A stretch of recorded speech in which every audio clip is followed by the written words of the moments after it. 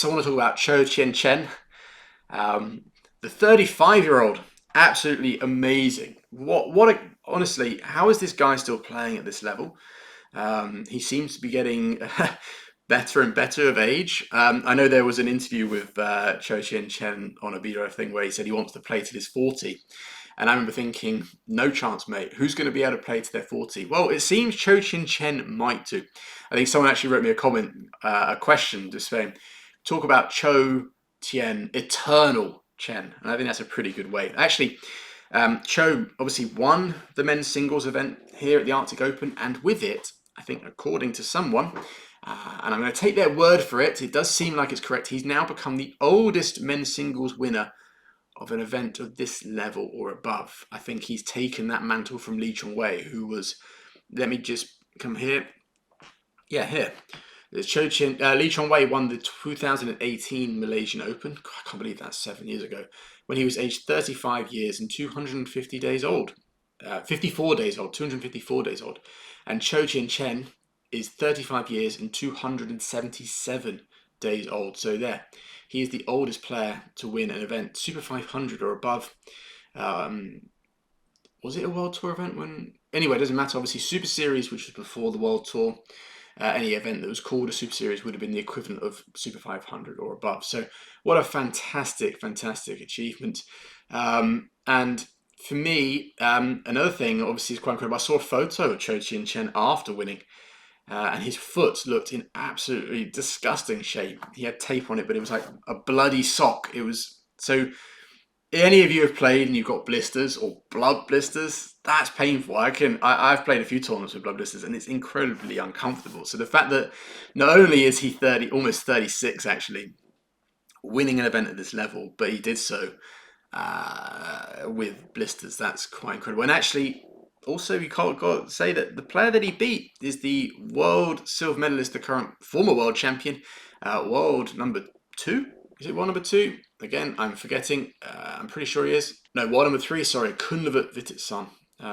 Someone actually that I thought might be quite difficult to beat at the Arctic Open because it is a little bit slower.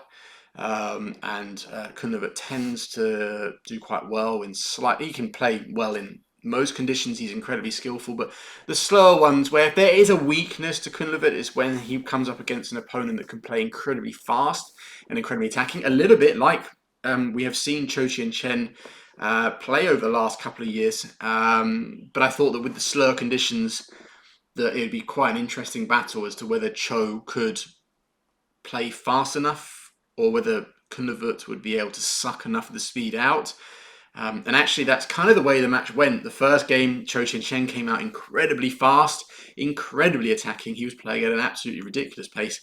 But in the second game, there might have been some slight differences in the drift in different ends. But Kunlevit, you can noticeably start to play with higher clears. When he was trying to hit down, he would play it with slightly less pace. So whenever, basically, he sucked every bit of speed out. Obviously, then he would put it in when he's in a good position. He knew that he couldn't just defend because then it becomes a war of attrition. And Chou's also pretty good at that game. So obviously, Kunlevit, I'm not saying that he just kind of sat back and did absolutely nothing. But in certain situations, I think where, for example, there's a few times in the first game where Kunlevit would be slightly, not off balance, but slightly not in a great time position, would get suckered into playing a little bit fast, and Chou was able to kind of maintain speed or build on that speed. But in the second, Kunlevit in those situations was able to take the speed out of the rally and only put it in when he was in a really good position.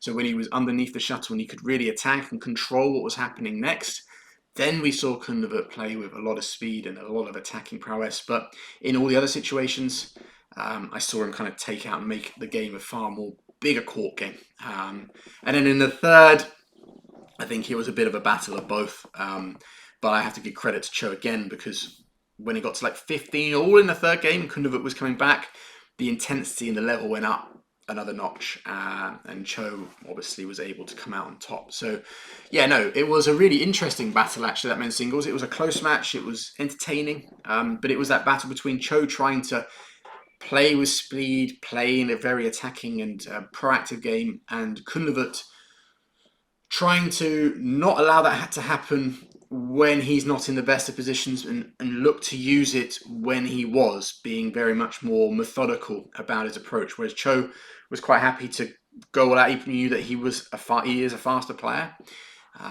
He was willing to kind of do that even if he was in a slightly disadvantageous, in a slightly worse position, whereas Kundervik was being a little bit more kind of thoughtful about it. But yeah, no, absolutely fantastic performance by Chou. He is just getting better and better. I actually want to, someone actually, before I move on to the next final, talking about Chou Tien Chen, I actually had someone message me on Instagram, and it was a long message. And the guy even apologized for sending me such an essay, but it was an interesting read because he's a big fan of Chou Tien Chen.